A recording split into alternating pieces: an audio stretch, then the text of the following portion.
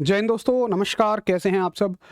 उम्मीद है एकदम शानदार, लाजवाब, ज़बरदस्त, बेहतरीन हैं और बड़े ही अच्छे तरीके से, बड़े ही शानदार तरीके से आप सभी अपनी तैयारी में जुटे हुए हैं। आशा करता हूँ आप सभी के हाल-चाल बिल्कुल अच्छे हैं। अगर अच्छे नहीं भी हैं, तो सिर्फ़ और सिर्फ़ उनको अच्छा बनाने की ज़िम्मेदारी आप सभी की है। बिल्कुल, अगर आप एक जवान बेटे हैं, तो निश्चित रूप से ही आपको मेहनत करनी चाहिए, प्रयास करने चाहिए और मैं हमेशा एक बात कहता हूँ कि यार बेटे हों या बेटी हों, मतलब वो यंग एज ही क्या, अभी आप लोगों की जो एज है वो ऐसी है कि आप उसमें बहुत मेहनत कर सकते हैं। तो वो यंग एज ही क्या जिसमें आप सिलेक्शन ना ले पाएँ और अपने माता-पिता का सर गर्व से ना उठा पाएँ। तो ये ज़िम्मेदारी पूरी की पूरी आपकी है कि आप अपनी हालातों को अच्छा करें, अपने माता-पिता का नाम रोशन करें। वाक़ई तभी आपकी ज़िंदगी कामयाब मानी जाती है। बाकी जीनों को तो सभी लोग जी ही रहे हैं और ऐसा करने के लिए विशेष किसी बहुत बड़ी तकनीकी की ज़रूरत नहीं है। आप जो भी काम कर रहे हैं, उसको पूरी मेहनत, ईमानदारी से करिएगा, पूरी लगन से करिएगा, निश्चित रूप से परिणाम आपके ही पक्ष में होते हैं। बाकी आप सभी अच्छी मेहनत कर रहे हैं। कल की क्लास से क्वेश्चन लेंगे और फिर आज की कहानी को आगे बढ़ाएँगे। तो आज एक अच्छा सवाल पूछता हूँ मैं आपसे। अगर मैं आपसे उम्मीद करता हूँ आप सभी अच्छी मेहनत कर रहे हैं, तो एक अच्छा सवाल मैं आपसे पूछूँगा और मैं पूछूँगा कि जी बराबर इनमें से कौन-सा आंसर करेक्ट है? जी बराबर क्या होता है? जी एम बाई आर या फिर जी एम बाई आर का स्क्वायर या फिर जी एम का स्क्वायर बाई आर या फिर G M square by R square? बताइए। अगर आप इस क्वेश्चन का आंसर देने में सक्षम रहे, तो फिर आप भी मान लेना और मैं भी मान लूँगा कि आपकी तैयारी बहुत अच्छी है।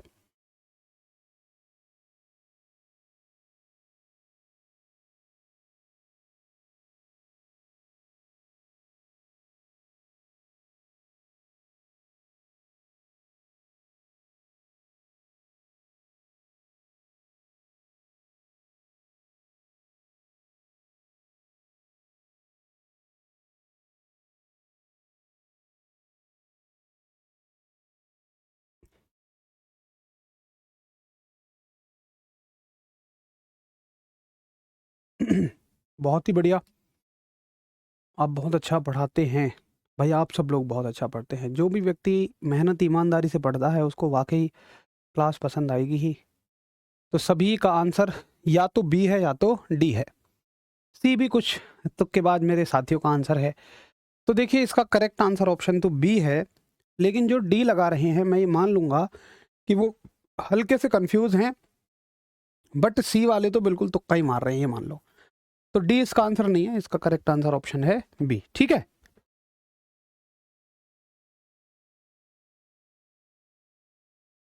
अब कल हमने कहाँ तक पढ़ लिया था? कल हमने ग्रेविटेशन के बारे में जान लिया और ग्रेविटेशन के फ़ोर्स के बारे में पढ़ लिया, गुरुत्वाकर्षण बल के बारे में पढ़ लिया, हमने बड़े जी के बारे में पढ़ लिया, हमने छोटे जी की जानकारी इकट्ठा कर ली, हमने छोटे जी का बड़े जी के साथ संबंध भी अच्छे तरीके से पढ़ लिया, हमने द्रव्यमान पढ़ लिया और भार में अंतर पढ़ लिया, वेट एंड मास में डिफरेंस पढ़ लिया। अब आज की हमारी क्लास शुरू होगी छोटे जी पे डिस्कशन से। अब ये निकल के बात आई थी कि छोटे जी का मान बदलता है, the value of small G changes. अब क्वेश्चन ये उठता है, अगर ये बदलती है तो फिर ये कैसे बदलती है, उस बारे में चर्चा करेंगे। तो आज की हेडिंग रहेगी आपकी जी के मान में परिवर्तन, छोटे जी के मान में परिवर्तन। जिसको ये नहीं पता छोटा जी क्या है, तो एक बार जाके वो कल और परसों की क्लास फिर देखें। जी के मान में परिवर्तन यानी कि changes in the value, changes in the value of small G. छोटे जी के मान में क्या क्या परिवर्तन होते हैं, एक बार इस चीज को हम देखेंगे। तो सबसे पहले हम देखेंगे परिवर्तन पृथ्वी की सतह पर ही कैसे परिवर्तन होते हैं। तो पहला पॉइंट आप डालेंगे पृथ्वी की सतह पर। किसी भी ग्रह के लिए देख सकते हैं, लेकिन हम पृथ्वी पर रह रहे हैं तो क्वेश्चन भी यहीं से आते हैं, पृथ्वी की सतह पर यानी कि on the surface of earth, on the surface of earth. अब देखो सरफेस ऑफ अर्थ पे कैसे चेंजेस होते हैं। आप सभी जानते हैं कि हमारी जो अर्थ की शेप है, हमारी जो अर्थ की शेप है ये ओवल है, ये सर्कुलर ना होके ओवल है, यानी अंडाकार है। अब अंडाकार में क्या रहेगा कि अगर आप सेंटर से ये दूरी देखेंगे, अगर आप सेंटर से ये दूरी देखेंगे तो ये ज़्यादा होगी जबकि ये दूरी कम होगी। ठीक है, अब हमने फॉर्मूला क्या पढ़ा है, हमने फॉर्मूला पढ़ा है कि छोटा जी बराबर जी एम बाई आर का स्क्वायर। ठीक है, ये जो लाइन है पहले अच्छे से समझो कि देखो, वैसे तो बहुत सारे लोगों को इस बात में भी कंफ्यूजन होता है कि हम पृथ्वी की सतह पे रहते हैं अंदर, बहुत सारे लोगों को लगता है हम पृथ्वी में अंदर रहते हैं। नहीं, हम पृथ्वी की सतह पे रहते हैं। तो फिर एक बच्चे का क्वेश्चन होता है कि भैया सतह पे रहते हैं तो यहाँ वाले लोग तो नीचे गिर जाने चाहिए, यहाँ जो महासागर हैं उनमें से तो पानी नीचे निकल जाना चाहिए। मैं कहता हूँ नहीं, पृथ्वी का गुरुत्वाकर्षण उन्हें खींचे रखता है। तो जैसे ये पृथ्वी है, ये है ना, तो ये जो लाइन बिल्कुल बीचों बीच में से जाएगी, मतलब ये फिर यहाँ से पार ये वाली लाइन, ये, तो इस लाइन को हम बोलते हैं विषुवत रेखा, इक्वेटर, या इसको भूमध्य रेखा भी बोलते हैं। क्या आपको समझ में आती है ये बात? तो इस लाइन को हम बोलते हैं भूमध्य रेखा। थोड़ा सा इसको इधर कर लेते हैं हल्का सा। ये जो लाइन है इसको बोलते हैं हम भूमध्य रेखा, यानी कि ऐसी रेखा जो पृथ्वी के बिल्कुल बीचों बीच में से जाती है, यानी कि इक्वेटर।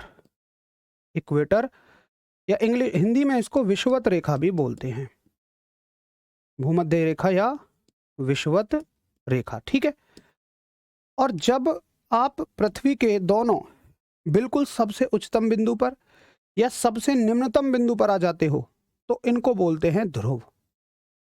क्या बोलते हैं? ध्रुव, यानी कि पोल। ये भी ध्रुव है और इसका सबसे नीचे का जो बिंदु है ये भी ध्रुव है। बस फर्क इतना है कि ये उत्तरी ध्रुव है,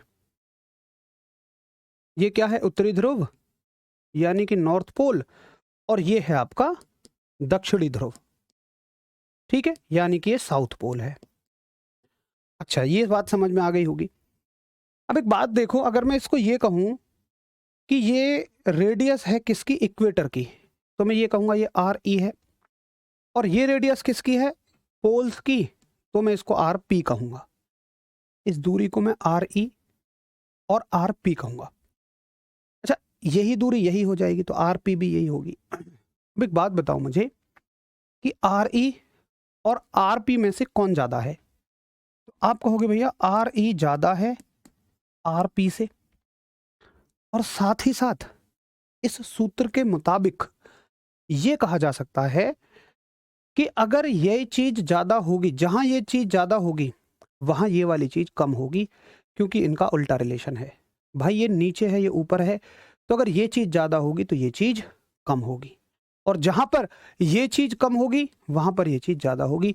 यानी फॉर्मूले से समझ आता है कि त्रिज्या का जी के साथ उल्टा रिलेशन है, यानी कि जी की वैल्यू इक्वेटर पे कम होगी, जी की वैल्यू पोल्स पे ज्यादा होगी। जरा बताइए, क्या आपको मेरी बात समझ में आ गई? और अगर हम देखें ये कितनी कितनी होती है, तो इक्वेटर पे मेरे शेरों जी की वैल्यू होती है 9.81 मीटर पर सेकंड स्क्वायर, और पोल्स पर होती है 10 मीटर पर सेकंड स्क्वायर। आप इस बात को हमेशा रटते हैं, लेकिन आशा करता हूं आज आप इसका कारण भी समझ गए होंगे कि ऐसा क्यों होता है। सुधीर कहते हैं हमें फिजिक्स से बहुत डर लगता था, लेकिन आपसे पढ़ने के बाद फिजिक्स से लगाव हो गया। अरे वाह, ये मेरे लिए बड़ी ही सकारात्मक बात है, और आप सबके ऐसे विचार मुझे हमेशा ऊर्जा देते हैं और ज़्यादा मेहनत करने की प्रेरणा देते हैं। बहुत सारा प्यार आपका। सर त्रिज्या तो इक्वल होती है ना? भाई मैं त्रिज्या कह ही नहीं रहा इसको, मैं तो दूरी कह रहा हूँ। ये गोल होता तो त्रिज्या इक्वल होती ना, मैं इसको त्रिज्या ही नहीं कह रहा हूँ, मैं तो दूरी कह रहा हूँ।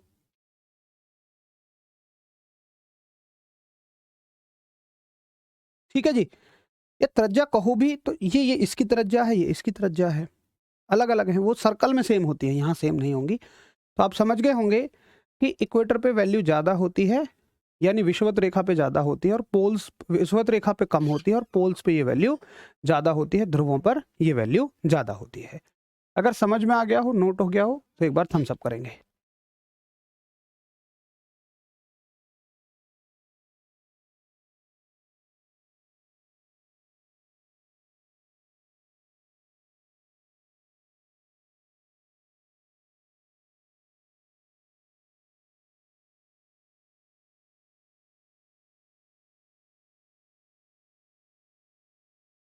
ठीक है, चलो सभी को समझ में आ गया, बहुत बढ़िया।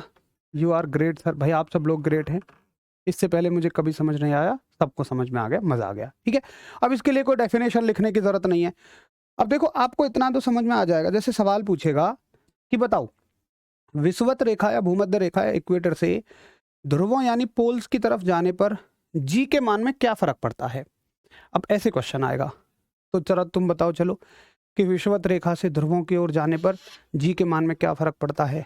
जी का मान घटता है, बढ़ता है, या कोई फ़र्क नहीं पड़ता।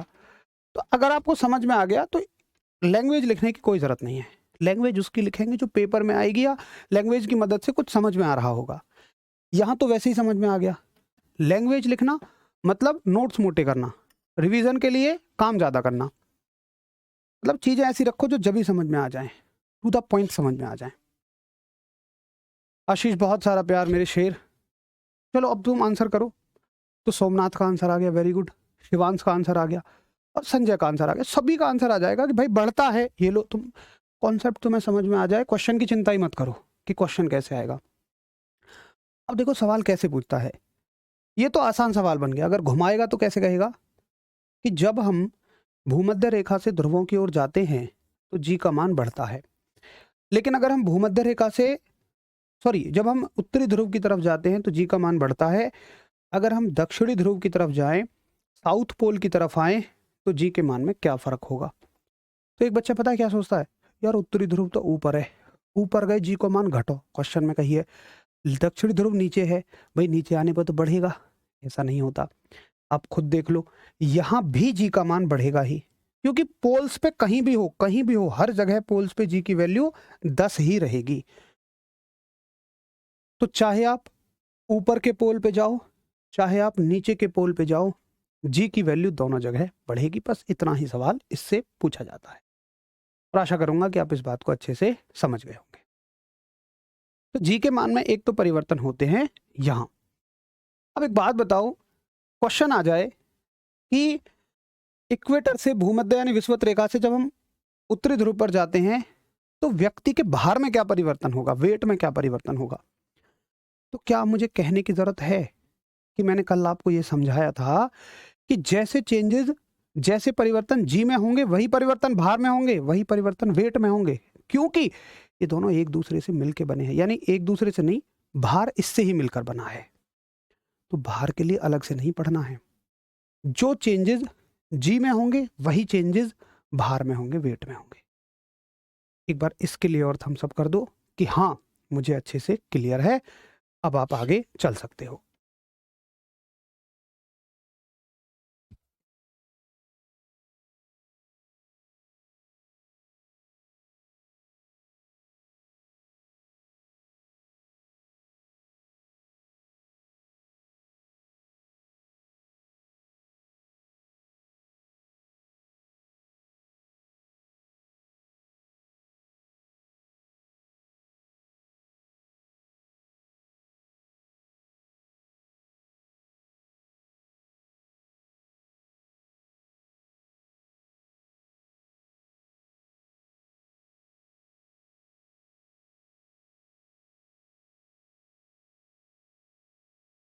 चलो सभी को बिल्कुल क्लियर है, बहुत बढ़िया। अब देखिए, एक तरीका तो ये हो गया जी के मान में परिवर्तन का। अब चलते हैं दूसरे तरीके पे। अभी तक तो हम क्या कर रहे थे, मान लो पृथ्वी की सतह पे घूम रहे हैं। जैसे मान लो यहाँ चिंटू का घर है और यहाँ चिंटी का घर है, तो चिंटू गए चिंटी के यहाँ। अब चिंटू और चिंटी ने क्या सोचा, यार पृथ्वी की सतह पे तो खूब घूमते रहे हैं भाई, यहाँ यहाँ यहाँ यहाँ खूब घूम रहे हैं, एक काम करो, पृथ्वी की सतह को छोड़ के चल दो, यानी कि तुम आसमान में जाओगे। भाई ये क्या है, जहाँ मान लो तुम यहाँ रहते हो या यहाँ रहते हो या यहाँ रहते हो, अब तुम थोड़ा सा भी ऊपर उठोगे तो आसमान में जाओगे। तो पृथ्वी की सतह को छोड़कर जाने पर देखेंगे क्या चेंजेस होते हैं। तो आप कहेंगे पृथ्वी की सतह को छोड़कर जाने पर, पृथ्वी की सतह को छोड़कर जाने पर, इंग्लिश वाले लिखेंगे on leaving the earth surface. Earth surface को लीव कर दें तो क्या जी की वैल्यू में चेंजेस होंगे। चलो फिर से एक बार देख लेते हैं। ये पृथ्वी है। अब चिंटू कहाँ चले, अब चिंटू कह रहे हैं चलो चिंटी तुम्हें ऊपर घुमा मैं, क्योंकि ले चलूं तुझे तारों के शहर में, ये दुनिया हमें यहाँ प्यार ना करने देगी। अब भाई चल दिए चिंटू और चिंटी पृथ्वी की सतह को छोड़ के ऊपर, ठीक है।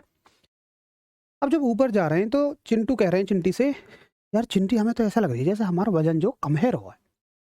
चिंटी कहेंगी तुम भी मुंह रखी रही हो, तुमने धर्मेंद्र सर की क्लास एक भी ना ली। उन्होंने साफ साफ बताई है कि जब हम पृथ्वी के सरफेस से ऊपर जाएंगे, सतह को छोड़ के ऊपर जाएंगे तो जी का मान घटेगा। तो जब हम पृथ्वी की सतह को ऊपर छोड़ के जाते हैं तो जी का मान क्या होता है, घटता है। और क्या ये बात यहाँ कहने की जरूरत है कि जी का मान घटेगा तो भार भी घटेगा? तो प्रतिशत आपको समझ में आ जानी चाहिए।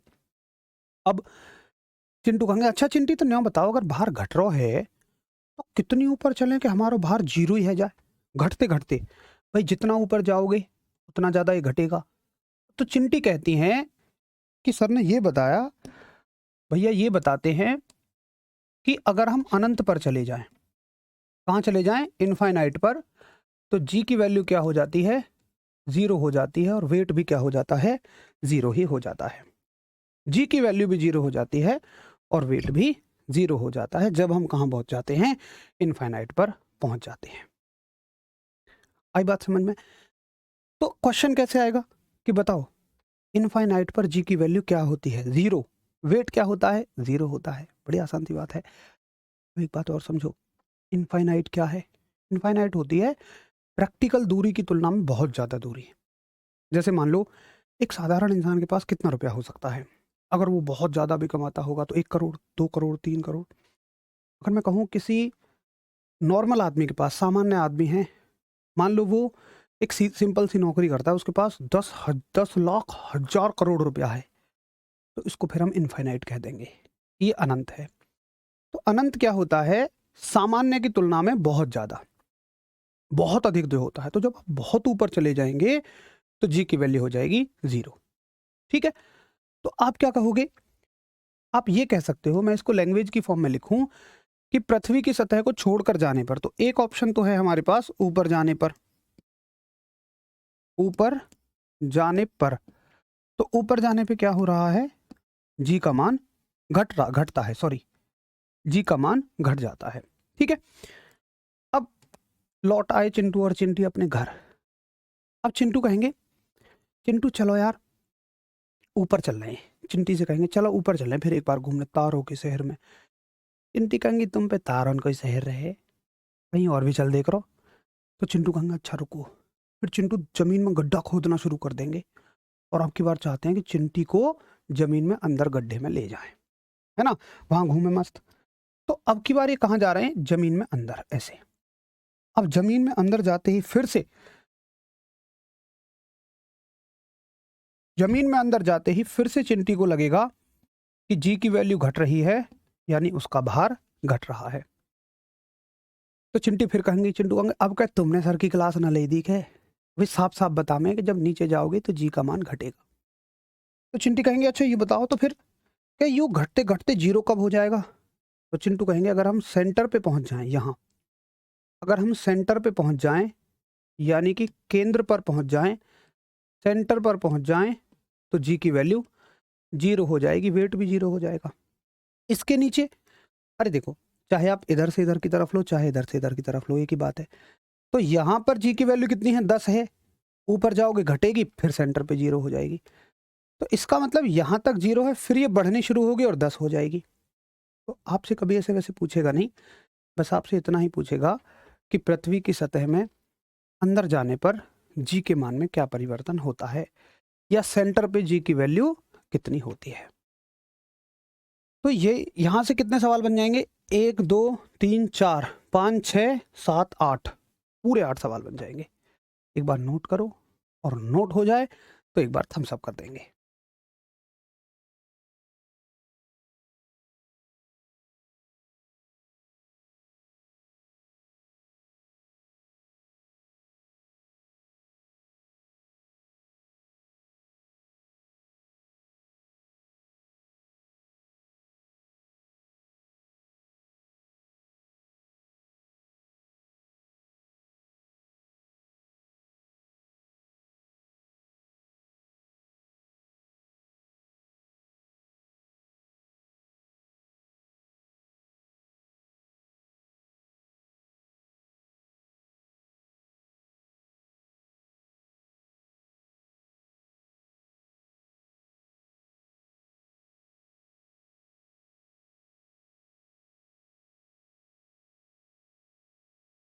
चलो बहुत बढ़िया, सभी को बढ़िया समझ में आ गया। अब चलते हैं आगे।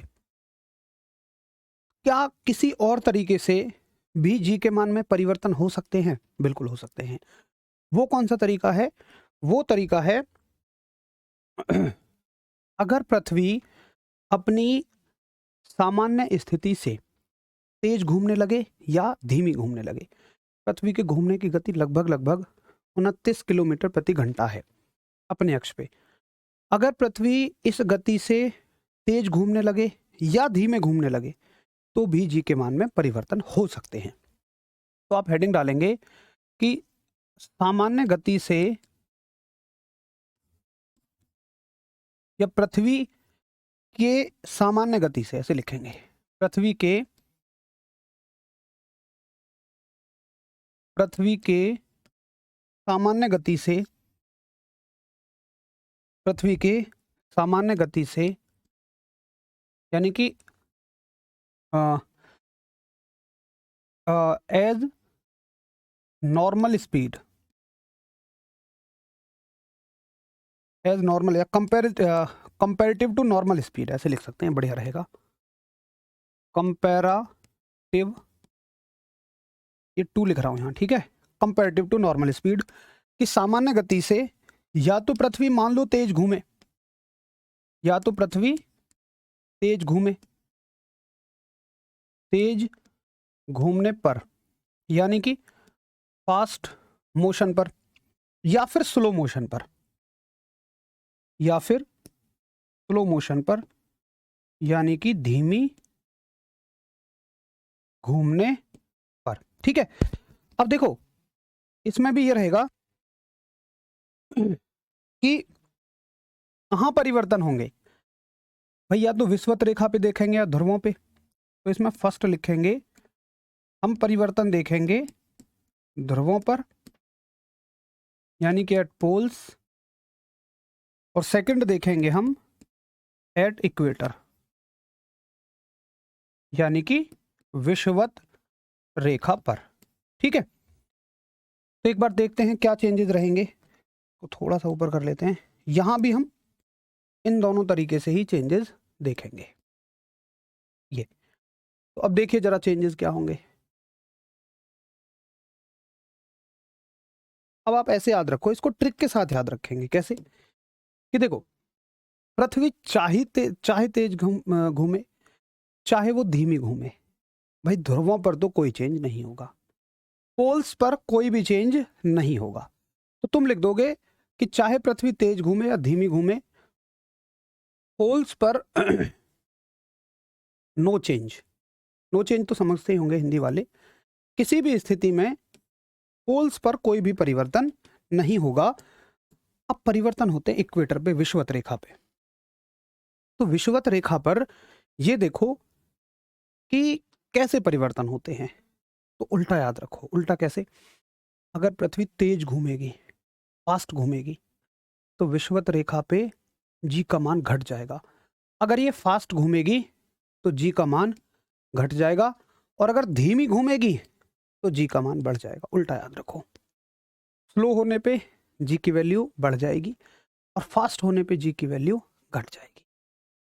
नोट करो, इसमें शायद समझ में आने में कोई मुश्किल बात नहीं होगी, फिर थम्स अप कर देना।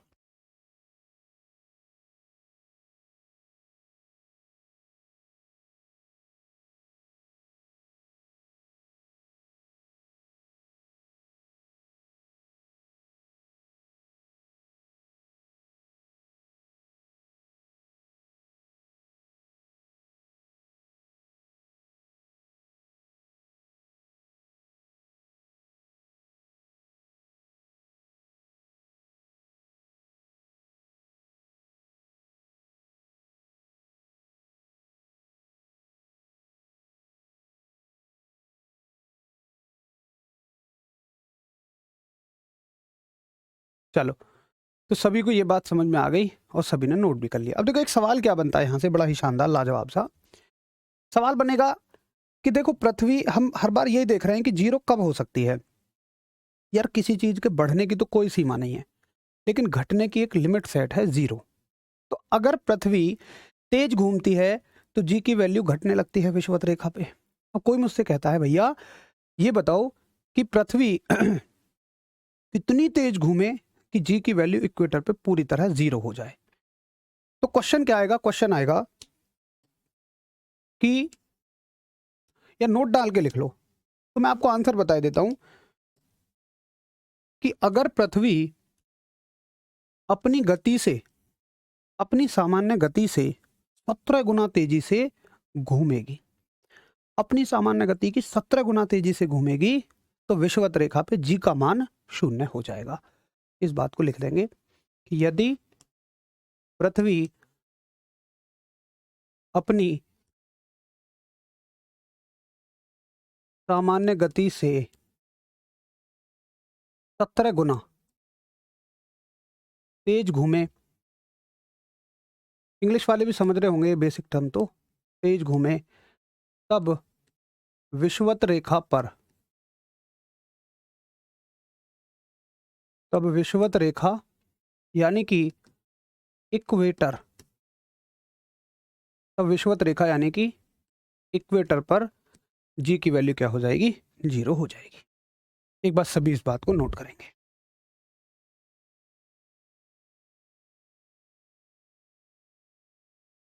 मैंने आपसे हेड ऑपरेटर के लिए फिजिक्स पढ़ी थी, सभी क्वेश्चन सही हुए हैं मेरे, थैंक यू सर। अरे वाह शिवम, बहुत बढ़िया। हेड ऑपरेटर तो एक बड़ी चैलेंजिंग परीक्षा थी यार, radio assistant operator, head operator, क्योंकि 12th स्तर की परीक्षा बच्चे 4-5 साल का गैप किए हुए, जिन्होंने कोई कोई ऐसे थे 6-7 साल पहले 12वीं करी हो, किसी ने 5 साल पहले 12वीं की थी, लेकिन फिर भी जो बच्चा उसमें लगातार रहा, जैसे आप सब मेहनती हैं वैसे ही जो बच्चे वहाँ मेहनती थे, लगातार जो बच्चे पढ़ाई करते रहे, उन सबके बड़े अच्छे अच्छे मार्क्स हैं। जहाँ मैंने देखा है कि सामान्य बच्चों को ऐसा लग रहा है 290 बहुत नंबर आ गए उनके, वहीं सभी लगभग अच्छे बच्चों के, जहाँ तक मुझे लगता है 300 प्लस ही नंबर हैं। जहाँ सामान्य बच्चों को लग रहा है 290 मेरे बहुत अच्छे नंबर है, मेरा सिलेक्शन हो जाएगा, मुझे उसमें ऐसा लग रहा है कि लगभग, अगर जनरल कैटेगरी में कहूँ मैं, तो असिस्टेंट ऑपरेटर के लिए 300 प्लस नंबर आपके होने चाहिए। और मेरे पास बहुत सारे बच्चों के ऐसे मैसेज आए हैं जो लगातार जुड़े रहे थे और उनके 300 प्लस नंबर हैं भी हैं।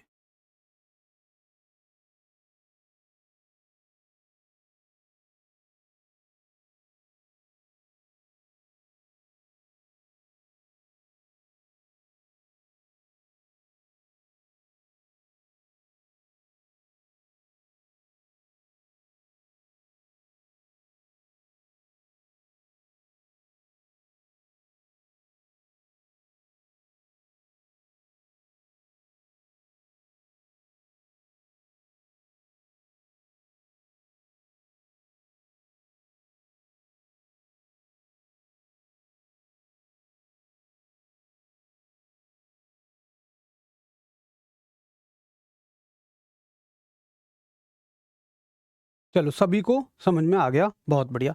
तो ये हो गए जी के मान में परिवर्तन। अब भाई मतलब क्वेश्चन कैसा भी आ जाए, मैं वादा करता हूं कि जी के मान में परिवर्तन से तो कभी भी तुम नहीं अटकोगे।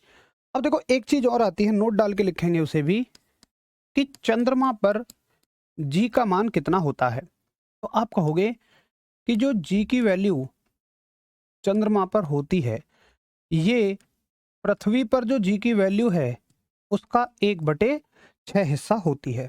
ठीक है, अगर ये 1/6 है तो भार कितना होगा?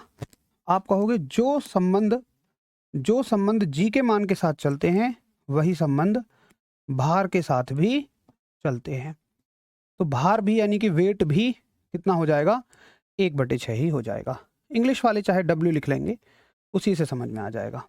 ठीक है, तो देखो सवाल कैसे आएंगे। जैसे सवाल आएगा, क्वेश्चन आएगा, मान लो कि किसी वस्तु का, प्रॉपर सवाल तो हम चैप्टर के बाद करेंगे, अभी जस्ट समझने के लिए, किसी वस्तु का चंद्रमा या किसी वस्तु का पृथ्वी पर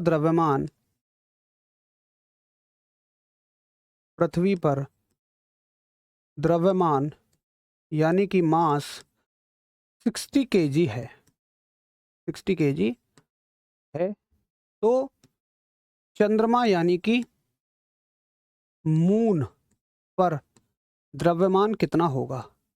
तो मून पर मास कितना होगा? चलो बताओ, सभी लोग आंसर बताओ।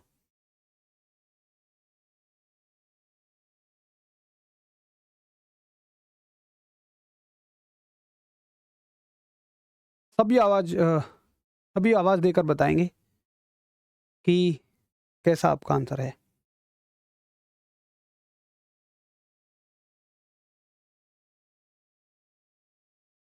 सर आपके विभाग में जाने की क्या प्रोसेस है दिल्ली वाटर बोर्ड में? भाई कन्हैया कुमार जी, आप बीटेक होनी चाहिए इलेक्ट्रिकल मैकेनिकल या सिविल ब्रांच से। उसके बाद आपको एक प्रीलिम्स का पेपर देना होगा जिसमें 2 ब्रांचों का पेपर आएगा। मतलब जो आप 4 साल का बीटेक में 48 सब्जेक्ट पढ़ते हैं वो, और ये जो जीएस रहेगी आपकी, रीजनिंग रहेगी, मैथ्स रहेगा, और बाकी साइंस वगैरह ये सारी चीज़ें रहेंगी। प्री क्लियर करने के बाद फिर आप मेंस देंगे, जिसमें फिर से वही 48 विषयों का आपको पेपर देना होगा। एक पेपर में ही 48 सब्जेक्ट होंगे चारों साल के, और दूसरी ब्रांच के भी उसमें होंगे 48 ही, दूसरी ब्रांच के होंगे। मतलब इलेक्ट्रिकल, मेरा तो E&M था तो इलेक्ट्रिकल मैकेनिकल दोनों थे, तो 96 टोटल सब्जेक्ट हो जाते हैं सेकंड पेपर के लिए। फिर थर्ड स्टेज होती है डेस्क्रिप्टिव, जिसमें हमें लिखना होता है, लिख के साबित करना होता है खुद को, ऐसे वगैरह सारी चीज़ें आएंगी। और ऑल इंडिया 11 पोस्ट थी जिसमें ये सिलेक्शन हुआ है।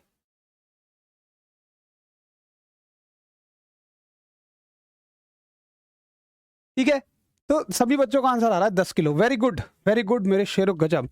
मुझे ऐसे ही दोस्त नहीं चाहिए जो आंखें बंद करें। वह भाई साहब, मैंने क्या बोला है? मैंने बोला है द्रव्यमान, है ना? मैंने बोला है द्रव्यमान। मुझे बताओ द्रव्यमान कहीं बदलता है? जरा बताओ, द्रव्यमान कभी बदलता है? राम निवास ने पकड़ लिया। मुश्किल से 700 बच्चों में से 5 बच्चों ने ये बात कही है कि द्रव्यमान कभी भी नहीं बदलता है। भाई साहब, तो चंद्रमा पर भी द्रव्यमान कितना रहेगा? 60 kg ही रहेगा। महाराज ये द्रव्यमान है ना कि भार है, ये द्रव्यमान है। अगर क्वेश्चन ऐसे होता, अगर क्वेश्चन ऐसे होता कि किसी वस्तु का वेट जो है, मान लो पृथ्वी पर, अर्थ पर वो 60 न्यूटन है, इसका वेट चंद्रमा पे कितना होगा, मून पे कितना होगा, तो आपको क्या करना था? तब ये आपको ये भाग करने की कलाकारी ना, कि हाँ मुझे 6 का भाग करना आता है, तब दिखानी थी। तो आपको पेपर में गुणा भाग पूछने के लिए नहीं बिठाया जाएगा। गुणा भाग तो बच्चे पे भी आते हैं, पेपर में देख ही जाएंगे। आपकी थोड़ी सी दिमाग खोल के सोचने वाली चीज़ है, तो हल्का सा दिमाग एक्टिव रखना है, जो पेपर में पूछा जा रहा है वो करना है। ठीक है, तो एक बार थम्स अप करें कि हाँ मुझे बहुत अच्छे से बात समझ में आ गई है।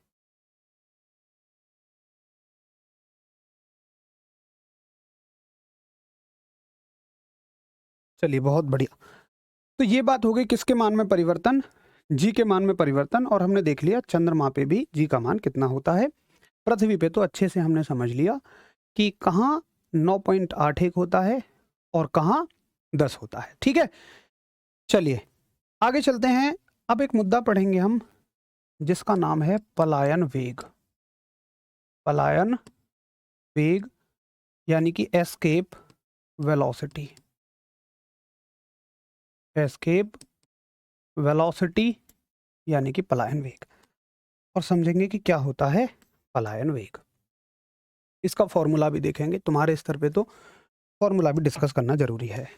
अब देखिए, ये है हमारी धरती माता, और ये क्या करती हैं कि किसी भी चीज़ को ऊपर उठाओ तो तुरंत अपनी तरफ खींच लेती हैं। मान लो मैंने इस पेन को ऊपर फेंका यहाँ, तो यहाँ से ये नीचे खींच लेंगी। मैंने और ऊपर फेंका, यहाँ से भी खींच लेंगी, और ऊपर फेंका, यहाँ से भी खींच लेंगी। क्या मुझे बताओ कि मैं कितनी भी ऊपर फेंक दूं, क्या हर जगह से पृथ्वी उन्हें अपनी तरफ खींच लेगी? कितनी कितनी भी ऊपर, कितनी भी ऊपर? तो तुम कहोगे नहीं, क्योंकि फॉर्मूला पढ़ा हमने, फोर्स का फॉर्मूला क्या था? जी एम गुणा एम बटे आर का स्क्वायर। अगर दूरी बढ़ेगी तो आकर्षण घट जाएगा। तो एक स्थिति ऐसी आ जाएगी कि पृथ्वी ये कहेगी कि देखो भाई, इस दूरी तक तो मैं चीजों को अपनी तरफ खींच लूंगी, लेकिन इस दूरी के बाद मैं चीजों को अपनी तरफ नहीं खींचूंगी। मान लो वो ये दूरी है, पृथ्वी कहती है यहां तक किसी भी वस्तु को फेंको मैं खींच लूंगी, लेकिन इससे ऊपर मैं किसी भी वस्तु को नहीं खींचूंगी। अब क्या हमारी कभी चाहत ऐसी होती है कि हम ये चाहें कि पृथ्वी किसी वस्तु को अपनी तरफ ना खींच पाए? जब हम रॉकेट लॉन्च करते हैं, मान लो अभी हमने भेजा था अपना चंद्रयान, अभी गगनयान को भी अनुमति मिल गई है, तो चंद्रयान, गगनयान, चंद्रयान में क्या था कि केवल हमने मशीनरीज को भेजा था, और गगनयान में हम इंसान को चंद्रमा पर भेजेंगे। आपने शायद आज ही न्यूज़ सुनी होगी, आज ही प्रधानमंत्री नरेंद्र मोदी जी ने इस बात को, 4 एस्ट्रोनॉट को उसके लिए सेलेक्ट भी किया है। तो हमारी जब चाहत ये हो कि हम पृथ्वी के बाहर भेज दें किसी ग्रह पर, मतलब इतनी दूर भेज दें कि पृथ्वी उन्हें ना खींच पाए, तो फिर हमें उस वस्तु को किसी गति से फेंकना पड़ता है। और कितने वेग से फेंकना पड़ता है? अगर हम पृथ्वी की बात करें, अगर हम पृथ्वी की बात करें तो हमें 11.2 किलोमीटर पर सेकंड से फेंकना पड़ेगा। यानी कि 1 सेकंड में 11.5 किलोमीटर लगभग। सोचो 11.5 किलोमीटर कितना होता है भाई? 1 सेकंड हो गई, वस्तु 11.5 किलोमीटर दूर है, बहुत तेज स्पीड है। ये हर एक ग्रह पे निर्भर करता है। बाकी बातें समझेंगे, पहले पलायन वेग का मतलब है कि अगर तुम किसी वस्तु को इतनी तेज फेंक दो, मैं किसी भी ग्रह के लिए बात कर रहा हूं, कि तुम किसी भी वस्तु को इतनी तेज फेंक दो कि वो कभी भी पृथ्वी पर लौट के ही ना आए, तो उस वेग को कहते हैं पलायन वेग। तो आप क्या कहोगे कि आप कहोगे वह वेग जिससे फेंके जाने पर, जिससे फेंके जाने पर वस्तु कभी उस ग्रह पर नहीं लौटती, वस्तु कभी उस ग्रह पर नहीं लौटती। ठीक है, तो आप कहोगे कि the velocity at which a body never come back to planet. और मैं केवल पृथ्वी की नहीं कह रहा हूं, मैं तो कह रहा हूं किसी भी ग्रह के लिए है ये किसी भी ग्रह के लिए हो सकती है। ठीक है, अब देखिए, मैं कहूंगा अगर मान लो किसी वस्तु का वेग, हमने जिस वेग से उसे फेंका वो v है, वेलोसिटी v है, तो वेग क्या होगा, इसका फॉर्मूला क्या होगा? इस वेग का फॉर्मूला होता है √2g_r। ठीक है, √2g_r। अब तुम कहोगे भैया ये r क्या है? चूंकि कोई भी ग्रह तो ऐसा होगा, फिर इसमें तो 2 r बनेंगी, लेकिन बड़े ध्यान से सुनना है, यहां हम क्या मानते हैं? हम मान के चलते हैं कि जिस भी ग्रह की तुम बात कर रहे हो वो गोलाकार है। भाई दर्द हो तो संभालना। तुम कहोगे यार है तो पृथ्वी, क्या कोई भी ग्रह अंडाकार, तुम गोलाकार क्यों मान रहे हो? अपनी कैलकुलेशन को थोड़ा सा आसान बनाने के लिए। तो अब ये है इस ग्रह की रेडियस, अब तुम इसको रेडियस कह सकते हो, ये हर जगह समान रहेगी। तो पलायन वेग यानी कि एस्केप स्पीड का फॉर्मूला हो गया √2g_r। आगे बात समझ में? अब देखिए, अगर तुम इसे पृथ्वी के लिए देखोगे, अगर तुम देखते हो पृथ्वी के लिए, फॉर अर्थ, तो अर्थ के लिए तुम जी की वैल्यू मान लो 10 रख लेते हो, 9.8 भी रख सकते हैं, कोई बहुत बड़ा फर्क नहीं पड़ेगा उससे। पृथ्वी की त्रिज्या मानी जाती है 6400 किलोमीटर। जब तुम ये सारी वैल्यू रख देते हो तो पलायन वेग जो आता है वो आता है पृथ्वी के लिए 11.2 किलोमीटर प्रति सेकंड। इस वैल्यू को अच्छे से याद रख लो। ये क्या है? पलायन वेग 11.2 किलोमीटर प्रति सेकंड। किसके लिए है? ये पृथ्वी के लिए है। आपको ये वैल्यू ना भी याद हो कोई दिक्कत नहीं है, बस सीधा सीधा याद रखो कि पृथ्वी के लिए पलायन वेग 11.2 किलोमीटर प्रति घंटा नहीं है रामेश्वर, प्रति सेकंड है। इतनी तेज फेंको कि वो 1 सेकंड में 11.2 किलोमीटर जाए। ये सुनने में कैसा लग रहा है? 1 सेकंड में 11.2 किलोमीटर? जी हाँ, जो आपके रॉकेट होते हैं ना वो इतनी ही तेजी से फेंके जाते हैं।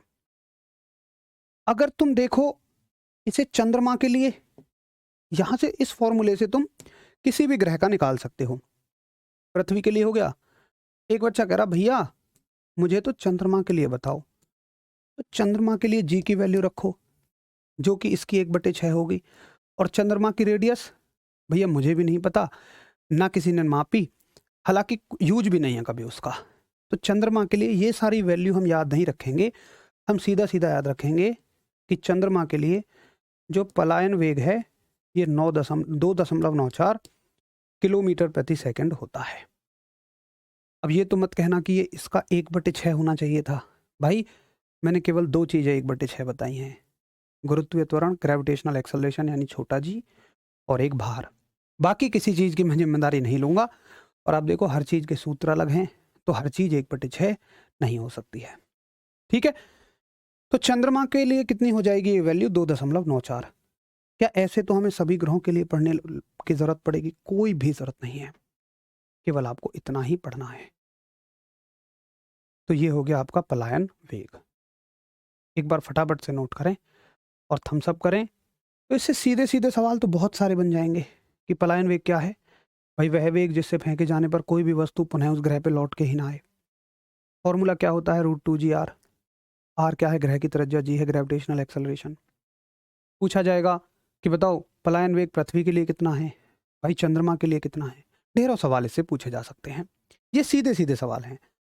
थोड़ा सा घुमा के जो सवाल पूछेगा उन्हें अगली स्लाइड पे कवर करेंगे जब तुम्हारा नोट हो जाएगा, तो नोट कर लो।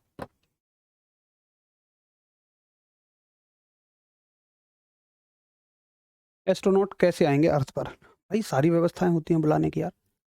वो रॉकेट वहां जाके बेकार थोड़ी हो जाते हैं, वो तो हमेशा घूमते रहते हैं।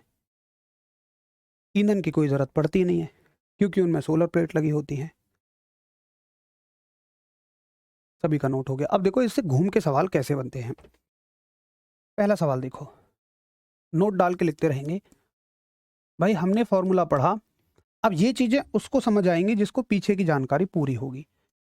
पलायन वेग का फॉर्मूला पढ़ा हमने, √2g r। ठीक है।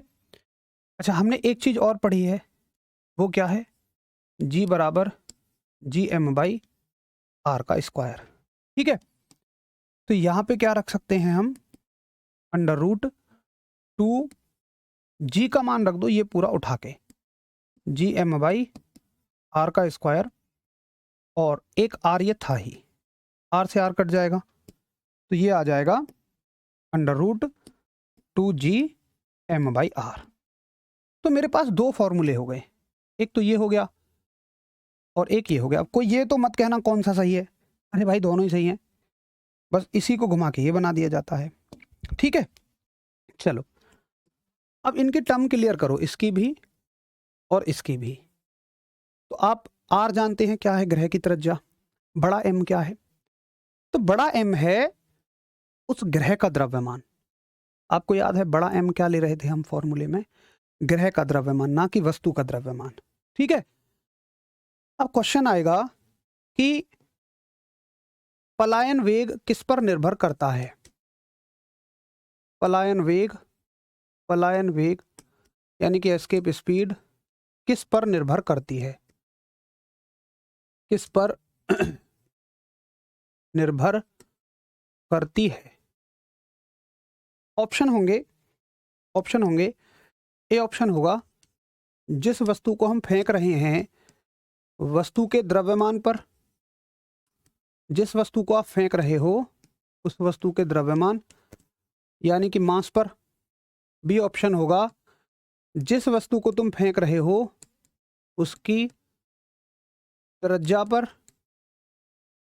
यानी कि रेडियस पर। या फिर और दो ऑप्शन होंगे जिस ग्रह से तुम फेंक रहे हो, जिस ग्रह से तुम फेंक रहे हो उस ग्रह यानी कि प्लैनेट के द्रव्यमान पर या फिर उस ग्रह की त्रिज्या पर। ये सारी बात आपसे पूछी जाएंगी और इसके आंसर ऑप्शन बनेंगे, ये 4 ऑप्शन होंगे, फर्स्ट, सेकंड, थर्ड और फोर्थ। इसमें ऑप्शंस होंगे, ऑप्शन कैसे होंगे कि सी एंड डी कौन सा करेक्ट है, A and B, B and C, A and D. अब बताओ इनमें कौन सा आंसर करेक्ट है।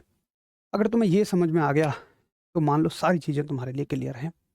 तो देखो फॉर्मूला क्या पढ़ा है हमने फॉर्मूला क्या पढ़ा है ये। इसमें मुझे एक बात बताओ, क्या कहीं भी वस्तु की त्रिज्या है, जिस वस्तु को तुम फेंक रहे हो क्या वस्तु की त्रिज्या नजर आ रही है? बिल्कुल नहीं। क्या वस्तु का द्रव्यमान इन दोनों में से ही किसी में नजर आ रहा है? बिल्कुल भी नहीं। तो क्या नजर आ रहा है? ग्रह का द्रव्यमान बिल्कुल आ रहा है, यहां भी नजर आ रहा है और ग्रह की त्रिज्या इसमें भी है और इसमें भी है, तो इन दोनों पे निर्भर करती है। यानी कि मजे की बात, जिस वस्तु को तुम फेंक रहे हो पलायन वेग उस पर निर्भर ही नहीं करता। यानी कि अगर एक रॉकेट को तुम्हें फेंकना है तो भी 11.2 किलोमीटर पर सेकंड की गति से ही छोड़ोगे, इस पेन को भी छोड़ोगे तो भी इतनी गति से ही छोड़ोगे। जैसे छोटा जी, कल हमने सीखा था, छोटा जी का मान वस्तु पर निर्भर ही नहीं करता, वैसे ही पलायन वेग का भी वस्तु के किसी भी पैरामीटर से, किसी भी क्वांटिटी राशि से कोई लेना देना नहीं है। अगर ये सवाल तुम्हें समझ में आया तो ये मान लो बड़ी गहरी बात तुमने समझ ली, और आशा करता हूं कि बहुत अच्छे से आपको समझ में आ भी गया होगा। तो ये होता है जी आपका पलायन वेग। ये घूम के थोड़े से सवाल बन जाते हैं। जैसे भाई यही सवाल बन जाए कि बताओ किसी रॉकेट को छोड़ने के लिए 11.2 किलोमीटर प्रति सेकंड पलायन वेग देना होता है, तो एक वस्तु जिसका द्रव्यमान रॉकेट के द्रव्यमान से आधा है उसको फेंकने के लिए कितना पलायन वेग लगेगा? तो जो बच्चा नहीं पढ़ेगा वो सोचेगा आधा ही लगेगा, 11.2 का आधा कर देगा, वही ए ऑप्शन होगा, लगा के चले आएगा, निकलते ही फ़ोन करेगा अपनी उनसे, और बात कर ली आपके पेपर बहुत अच्छा गया, आपके शादी पक्की है, फिर एक आधा नंबर की वजह से आगे पीछे हो जाएगा मामला। आप ये देखो कि कितनी छोटी छोटी चीज़ों पर तुम कंफ्यूज हो सकते हो, बशर्ते तुम्हें सब आता हो। द्रव्यमान तथा भार छोटे से पॉइंट पे कंफ्यूज हो गए थे। तो मैं यही बोलता हूँ, पेपर कभी तोप नहीं आता है, पेपर नॉर्मल ही आएगा। मेरा वादा है क्लास के पढ़े में से आएगा, बस तुम्हें थोड़ा सा दिमाग खोल के रहना है। हालांकि जहाँ तुम गलती कर सकते हो वहाँ मैं पहले ही तुम्हें बता देता हूँ, लेकिन मैं ये भी कहूँगा कि कुछ 20-30% चीज़ें पेपर में ऐसी भी आती हैं जो तुम्हें लगेगा कि ये हमने कभी क्लास में एज इट इज़ तो नहीं पढ़ी, परंतु मैं ये वादा करता हूं कि वो चीज़ें हो जाएंगी हमारे कंटेंट से ही, बस थोड़ा सा दिमाग लगाना है। जैसे यार मैं तुम्हें ये सवाल ना भी कराता तो इसके आधार पे तुम इसका आंसर करने लायक बन चुके थे। अगर तुम दिमाग लगाते तो तुम इसका आंसर खुद से कर लेते। ठीक है, तो आज हमने बहुत अच्छा डिस्कशन किया है और सारा डिस्कशन हमारा छोटा जी और पलायन वेग के बारे में रहा। मेरे हिसाब से कल और एक क्लास जाएगी और परसों इसके कंबाइन क्वेश्चंस कर लेंगे सारे टॉपिक्स के। एक बड़ा चैप्टर है, बहुत सारे टॉपिक्स हैं इसमें, और कांस्टेबल स्तर से तो हम ये मान लो 4 गुना ज़्यादा पढ़ रहे हैं चीज़ों को। कांस्टेबल स्तर में मैं इसे 1 दिन में ख़त्म कर लेता हूँ, मैक्सिमम 1.5 दिन में, लेकिन आपके यहाँ करीब मुझे 4 दिन लगेंगे इसमें। तो भाई एक बार कल की क्लास में आने से पहले अच्छे से रिवाइज़ करके आना, अभी आपको कल की क्लास समझ में आएगी। जैसे अभी अगर आप पहली क्लास दूसरी क्लास नहीं रिवाइज़ करके आते होंगे तो निश्चित ही आपको थोड़ी सी दिक्कत तो आती होगी। उस दिक्कत से बचने के लिए पूरा पीछे का पढ़ के आना। मिलेंगे कल, नमस्कार, धन्यवाद।